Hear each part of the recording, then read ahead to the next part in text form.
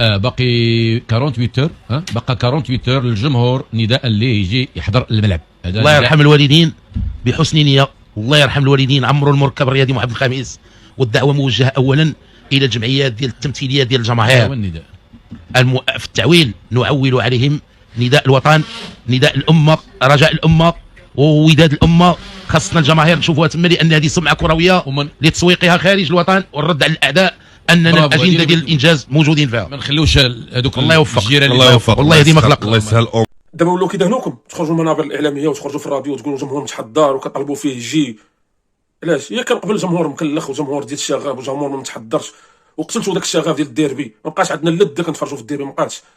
اخر ديربي تفرجنا فيه وتمتعنا فيه هو ديال 4-4 ديال كاس العرب. وشو الجمهور كي كان كان ابو ظبي مني جات كيفاش عرفت تسوق الديربي. نتوما قتلتوا لي داك الشغاف، وليتوا كتلعبوا ويكلو شويه، كتلعبوا في المحمديه. ديربي كيتلعب في المحمديه، ديربي ولا كيتلعب في العربي الزاويه. عييتكم ما تصيفطوا فيه، وحده حتى مدينه ما بقاش باغا تقبل هذاك الديربي بسبب داك الشيء اللي كنتو كديروا.